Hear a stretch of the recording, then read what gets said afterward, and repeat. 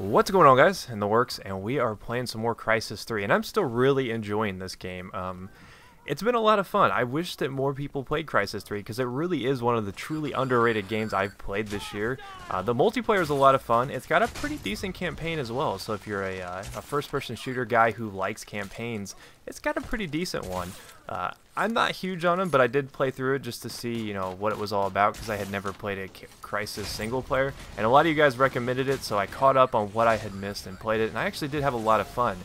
But we are using the Predator bow, and this is not Hunter mode for once. I know I post a ton of Hunter mode, but this is just your standard modifier. There's nothing special. This is your default Crysis 3 multiplayer with the Predator bow, and it's actually a lot of fun. It's probably my favorite weapon in Crysis 3, but it is an art that you have to master, and I'm still working on getting better with my aim. As you'll see throughout this video, I miss a lot of really easy shots that I thought that I probably should have hit.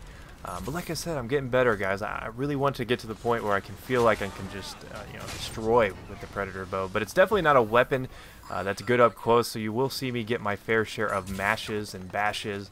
But that's just the nature of playing a loadout like you see me using. You're going to get a lot of melee kills up close. It's a single-shot weapon that does take some time to draw, so you are at a disadvantage in close quarters, so you got to play pretty smart. And like I said, it's an art.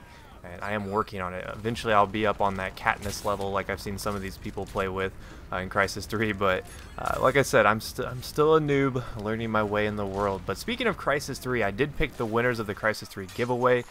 Storm Doctor, I believe was his name, won the Xbox copy. A Suited Noob got the PC code, and those guys have been notified. I'm still waiting to hear back from the person I picked for the PS3 copy. I just randomly picked those guys. There was no sort of criteria. You didn't have to subscribe or like a video or anything like that. I just randomly picked something with random.org. So I have notified everybody, so check your inboxes. If you were hoping for a PS3 copy, you might have gotten notified. I don't know. I'm giving you guys about 48 to 72 hours to respond to it before I pick someone else, because I don't want to make that person sit there and linger. So hopefully that person responds. If not, I will pick another person for the PS3 copy. So there is still hope if you didn't win.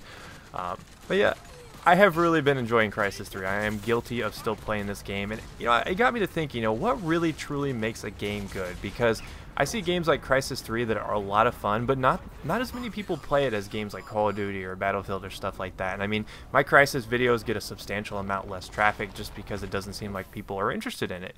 But it really got me to thinking, what truly makes a video game good, popular? What makes it so that people want to play this game over and over and over? And I think that developers are really at a crossroads at times, because they don't want to make a game that completely just caters to everyone, as a lot of really good players would call it, catering to noobs. And I always really hated that, because it seems like people kind of forget the roots of video games being a pastime, something that you would hang out with your friends. You'd play some video games.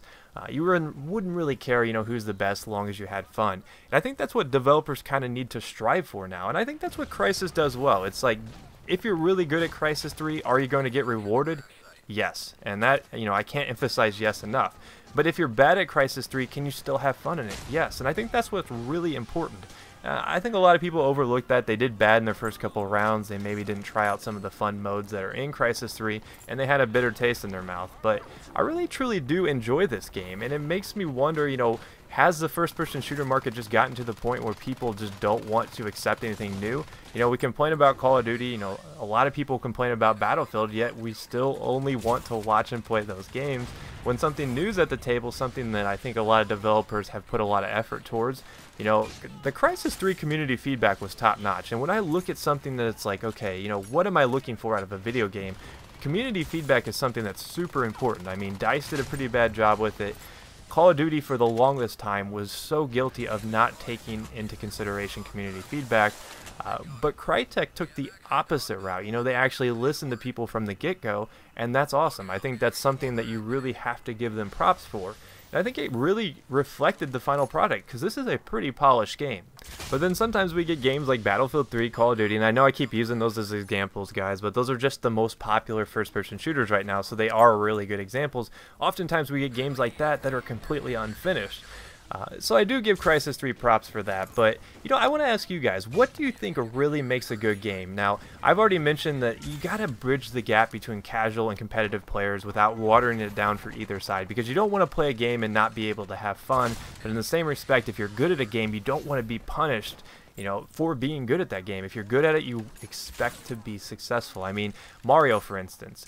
It took a lot of skill to beat that game. It took a lot of patience. It took a lot of time playing with the game to actually, beat the game in its entirety, because some of the last levels are super, super hard. However, was there enough in the early levels to keep casual players to continuing to play it? Yes, because it was fun, yet it didn't punish you a ton. So I think Mario is a good example. I know it's a very old example, but if you look at what games have been popular, there's games like Call of Duty. Call of Duty, there's a really weird skill gap. You can be really super good at the game and just absolutely dominate, but you can also be bad at the game and also dominate. A blind squirrel will find a nut every once in a while in Call of Duty, just because that's the nature of a game. It's designed to cater towards people, that maybe aren't so good at the game, but at the same time, they do have a certain skill ceiling that exists in Call of Duty that really good players feel like they're getting rewarded. Now, I know a lot of gamers feel entitled. If they're super good at the game, they feel like they should always just be stomping on noobs, and that noobs should just be there as like punching bags. And I've been guilty of this in the past, but the more I look at games, the more I've kind of dissected them in the past couple of months. I've been starting to realize, games are about fun. If you're not having fun, you're probably doing it wrong. So let me know in the comments what you guys think is the most important thing in making a video game. What makes a game good? I'm really curious what your guys' feedback on that particular notion of designing games, because I think a lot of developers now are trying to figure out, how do we beat Call of Duty, in the first-person shooter market. So let me know in the comments. I'm actually pretty interested in that. And if you missed any of my past videos, here's a chance to catch up, and I will see you guys next time. Peace.